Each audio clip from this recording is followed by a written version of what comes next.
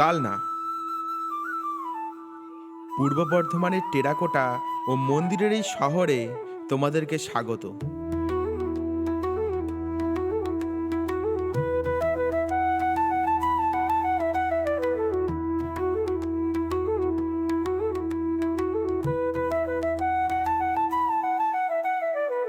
আজ যাব কালনার সব বিখ্যাত স্থানগুলো দেখতে এবং জানবো নানা ইতিহাস।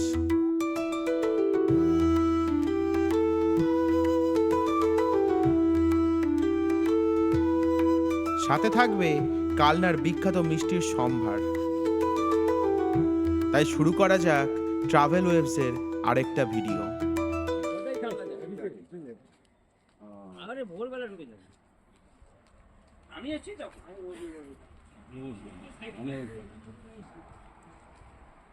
এইটা কোথায় যাবে?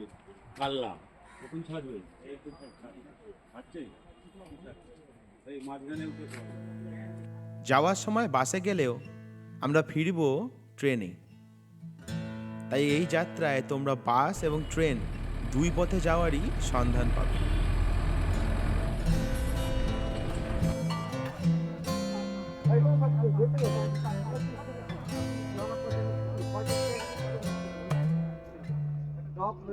আজকে 22শে নভেম্বর 2024। এখন ঘড়িতে বাজে 9:30। আমরা চলে এসেছি কালনা ঘাটে।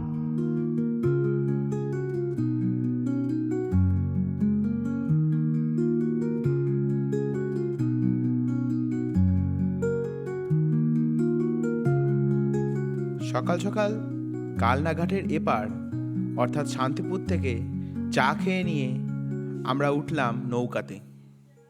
হ্যাঁ, ওই তো সামনেই তো রয়েছে বসার জায়গা। এই মাঝখানেও আছে, ওপাশেও আছে। মোটরসাইকেল উঠে পড়েছে। 5 টাকা করে।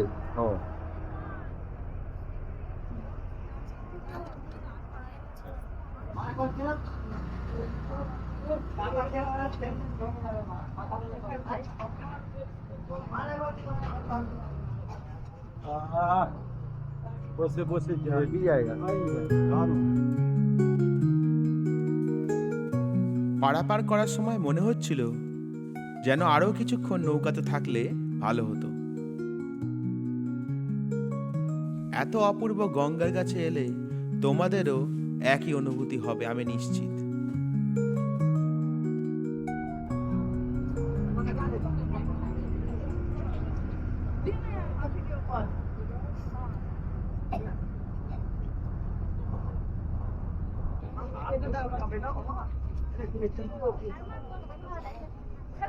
এটার সঙ্গে লাগিয়ে দেবে? হ্যাঁ, এইটার সঙ্গে লাগালো? হ্যাঁ।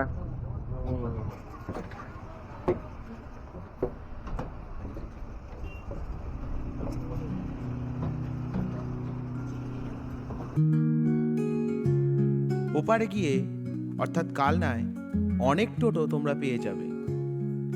আমরা গিয়েই একজন অতি ভদ্র টোটো চালকের খোঁজ পেয়ে গেছিলাম। আমরা কালনায় আসার পরেই এই কাকু আমাদেরকে সঙ্গে সঙ্গে বললেন যে যা যা যা দেখার আছে কালনায় সব আপনাদেরকে দেখিয়ে দেবো। তা তোমরাও আসলে পরে এনার সঙ্গে দেখা করে ফেলবা। তা তোমার নামটা বলে দাও। আমার নাম শঙ্কর পাল। হ্যাঁ, কালনা খেয়াঘাট, হ্যাঁ, কালীগঙ্গা পাড়া। আচ্ছা, উনি টোটোতে তোমাদেরকে সব ঘুরিয়ে দেখিয়ে দেবে। এবার তোমার মোবাইল নাম্বারটা বলে দাও। আমার ফোন নম্বর 8972954988। বাহ, অবশ্যই এটা বলতে হবে যে উনি সব জায়গায়, আমরা যেখানে যেখানে যাচ্ছি সব জায়গায় উনি ঢুকে একদম সব বর্ণনা করে দিচ্ছে, শুধু দিয়ে ছেড়ে দিচ্ছেন না, একদম সব বর্ণনা করে দিচ্ছে।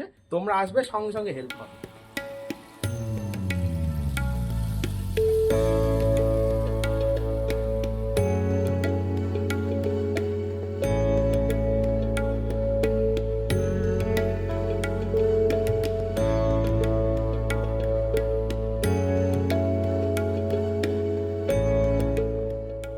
প্রথমে আমরা চলে এলাম শ্রী শ্রী মহাপ্রভুর বিশ্রাম স্থান অমলিতলায়। এই স্থানেই চৈতন্য মহাপ্রভু বিশ্রাম নিয়েছিলেন আজ থেকে প্রায় 500 বছর আগে। এই দেয়ালগুলোতে মহাপ্রভুর জীবনের নানান মুহূর্তগুলোকে তুলে ধরা হয়েছে।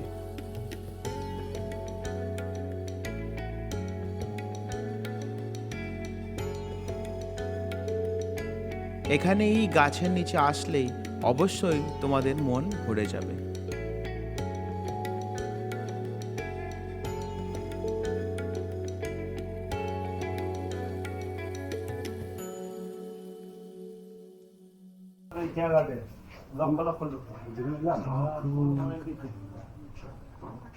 খালি মানুষের ঢল আর রাস্তায় শুধু বাতাস আর বাতাস আর বাজে।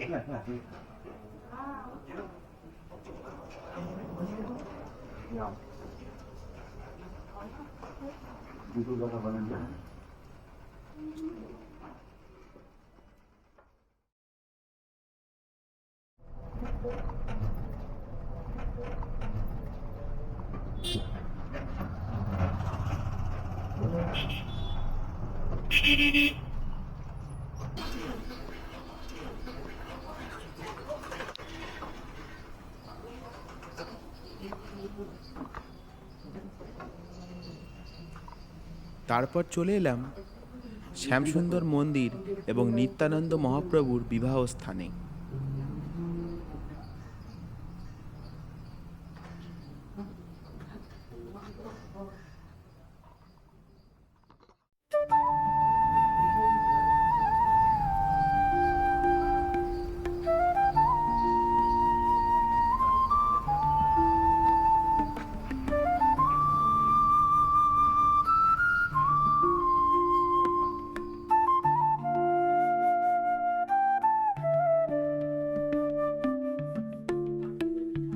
শ্যামসুন্দর মন্দিরে গৌরনিতাইয়ের বিগ্রহ দুটি খুবই সুন্দর।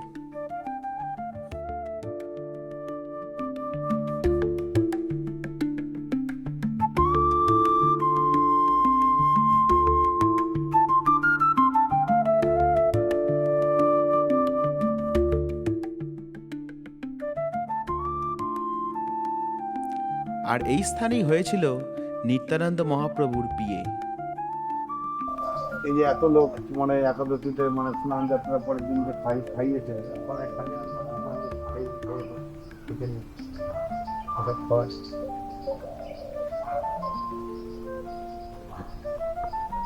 এই হলো মহাপ্রভুর বিবাহের আসর।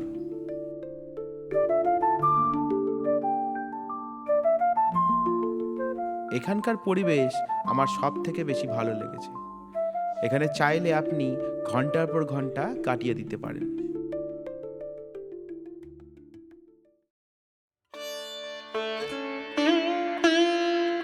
এই হলো প্রতাপেশ্বর মন্দির, যা টেরাকোটার কাজের জন্য সুপ্রসিদ্ধ। এই মন্দির প্রতিষ্ঠিত হয়েছিল 1849 সালে। প্যারীকুমারী দেবীর তত্ত্বাবধানে মন্দিরটি নির্মাণ করেছিলেন রামহরি মিস্ত্রি। প্যারীকুমারী দেবী ছিলেন মহারাজা প্রতাপচাঁদের প্রথম স্ত্রী। এই মন্দিরের 4 দেওয়ালেই টেরাকোটা দ্বারা রামায়ণ ও মহাভারতের নানা কাহিনীকে তুলে ধরা হয়েছে।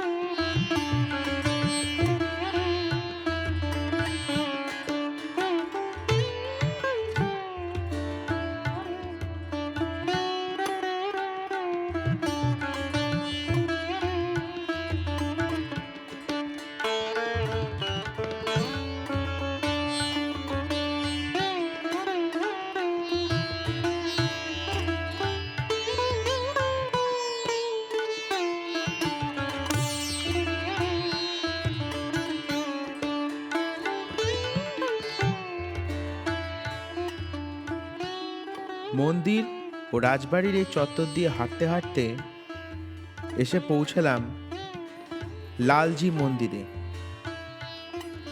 যা রাজবাড়ির একেবারে সামনে অবস্থিত।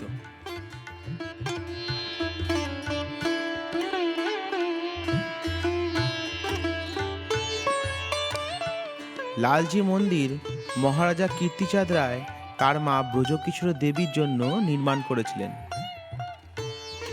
এটি স্থাপনা হয়েছিল 1739 সালে।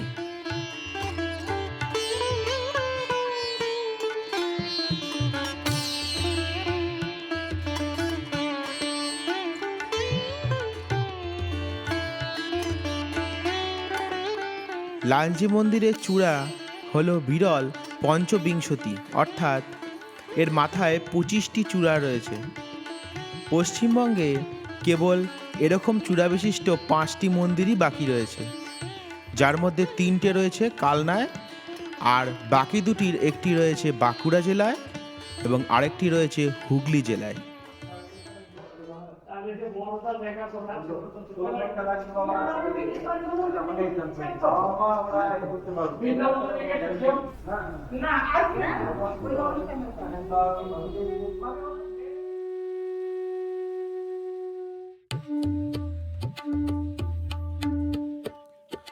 স্থানীয়দের মতে মন্দির নির্মাণের সময় পাথর সংগ্রহ করা খুব কঠিন ছিল এবং তাই কারিগররা ইট তৈরিতে নদীর তীর থেকে কাদামাটি ব্যবহার করত।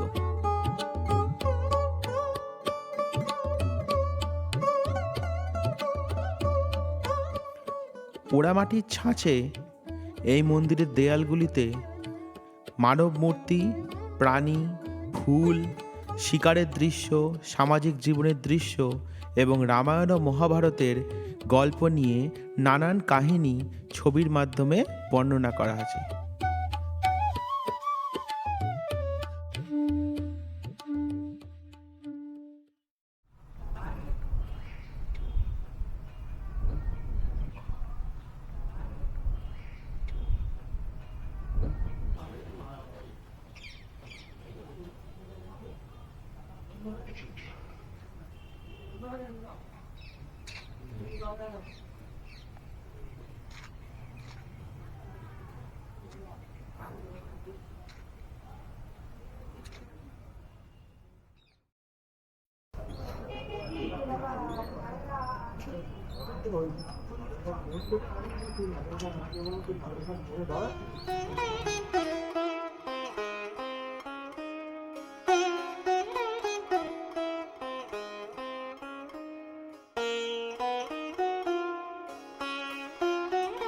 তারপর আমরা চলে এলাম নবকৈলাস মন্দির বা 108 শিব মন্দির, যা হলো এই কালনার সবচেয়ে বড় আকর্ষণ। নবকৈলাস মন্দিরের 108টি মন্দির জ্যামিতিক বৃত্তে বিন্যস্ত। এই মন্দিরগুলির বাইরের বৃত্তে 74টি এবং ভেতরের বৃত্তে মোট 34টি মন্দির রয়েছে এবং প্রত্যেকটি মন্দিরের ভেতরে একটি করে শিবলিঙ্গ আছে।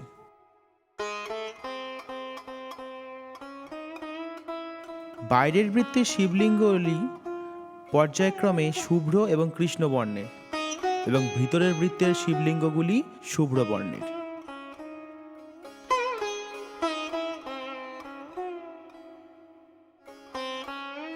মন্দিরের শুভ্র বর্ণের শিবলিঙ্গগুলি সদাশিবের প্রতীক এবং কৃষ্ণবর্ণের শিবলিঙ্গগুলি রুদ্রের প্রতীক।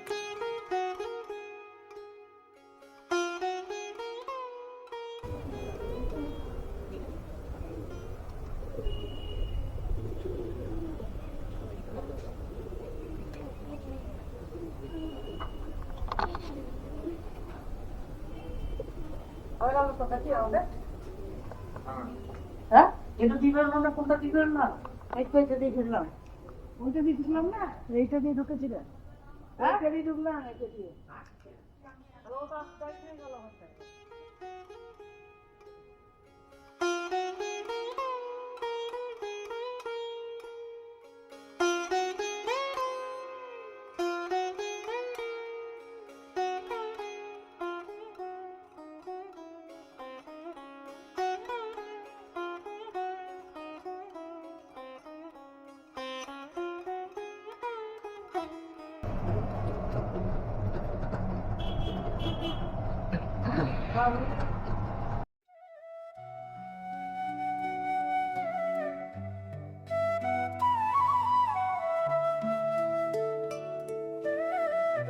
তারপর আমরা চলে এলাম কালনার এক অলৌকিক জায়গায়, তার নাম হলো পাতাল গঙ্গা।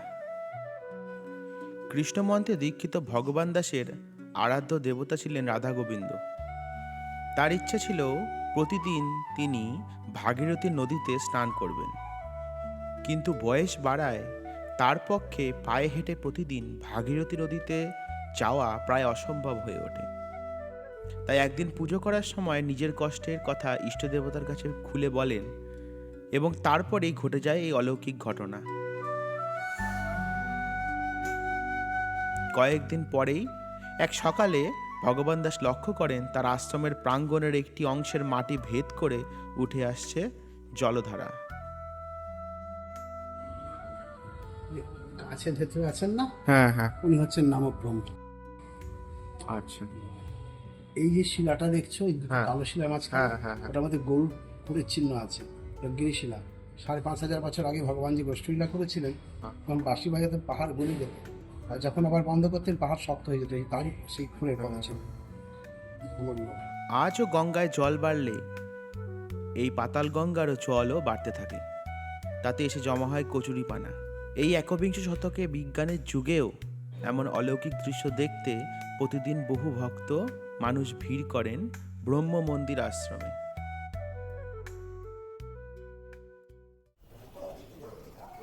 এই হলো সিদ্ধেশ্বরী কালীবাড়ি।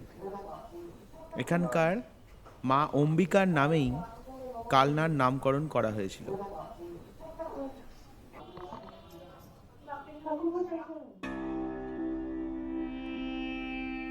মা অম্বিকার মূর্তিটি দারু নির্মিত, চতুর্ভুজা, দক্ষিণ দুই হস্তে বরাভয় মুদ্রা এবং দেবীর বাম পদ এগিয়ে, তাই তিনি বামাকালী। উচ্চতা প্রায় 5 ফুট 6 ইঞ্চ। দেবী দারু নির্মিত হলেও শিবের মূর্তিটি কিন্তু দারু নির্মিত নয়। তোমরা কোথা থেকে এসছো বলো? কালনা ছোট দেউরি পাড়া। আচ্ছা, নাম কি? আমার নাম প্রথমা দাস। এখানে পুজো দিতে এসছো? হ্যাঁ, পুজো দিয়ে কেমন লাগলো? প্রায় আসা হয় মায়ের কাছে। অবশ্যই প্রায় মানে আসতে ভালো লাগে মায়ের কাছে। আর জন্মদিন এসবগুলো তো আছেই মায়ের কাছে আসা। তুমি পুজো দিতে এসছো? হ্যাঁ, ওর এক পাড়ায় বাড়ি? না একটু দূরে। দূরে? মানে আমি যেরকম আসি কিন্তু ওর অতটা আসা হয় না, তাই ও বললো চ আজকে 2 বান্ধবী মিলে দিয়েছি। তারপর আমরা চলে গেলাম কালনার সুপ্রসিদ্ধ মা অম্বিকা সুইটসে। এদের 9টি দোকান থাকলেও আমরা কিন্তু গিয়েছিলাম প্রথম এবং আসল দোকানটিতেই।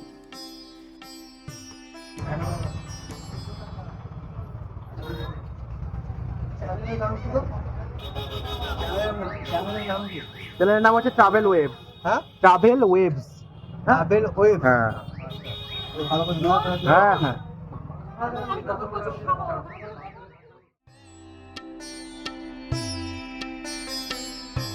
একটা কথা বলতে হবে, এই দোকানের প্রত্যেক কর্মচারী ভীষণ ভালো। আমরা যাওয়ার সাথে সাথেই আমাদেরকে সহায়তা করেছিল এবং তার সাথে দেখিয়ে দিল কালনার সমস্ত বিখ্যাত মিষ্টিগুলো একে একে।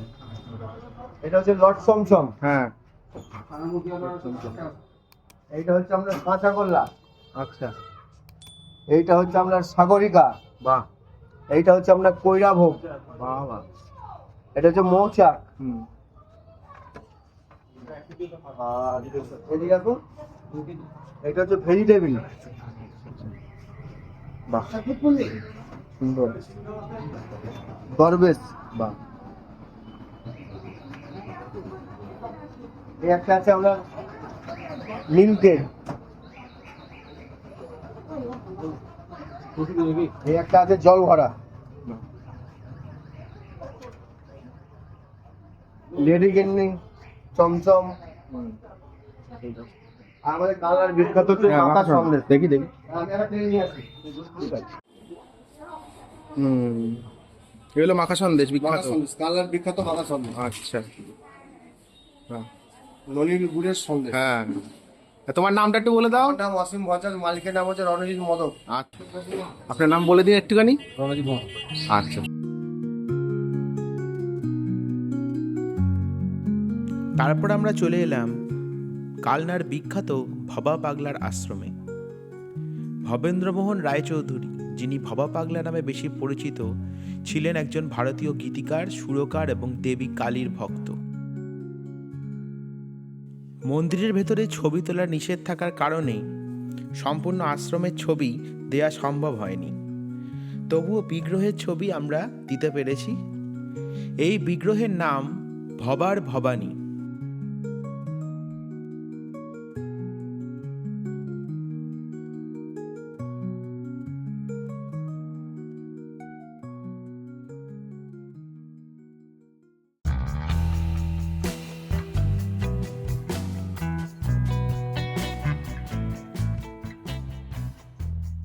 দেখতে দেখতে আরেকটা যাত্রাও সম্পূর্ণ হয়ে গেল।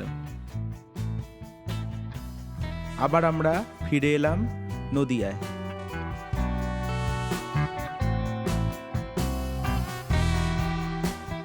যাওয়ার সময় আমরা ঠিক করেছিলাম শান্তিপুর স্টেশন দিয়ে বাড়ি ফিরব।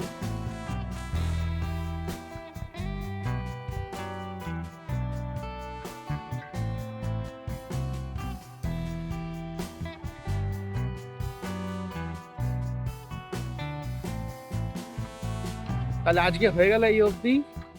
আবার আমরা সামনে যাব অন্য কোনো পথে। আজকের দিনের মতন এই অবধি যাত্রা। আবার দেখা হবে। 9ই ডিসেম্বর আমরা যাচ্ছি তারাপীঠ এবং শান্তিনিকেতনের পথে। সেখানে গিয়ে আপনাদের সঙ্গে অবশ্যই দেখা হবে। দেখবো নতুন নতুন স্থান আর নতুন নতুন অভিজ্ঞতা সঞ্চয় করব। আজকের মতন এই অবধি, টাটা। সবাই ভালো থাকবেন।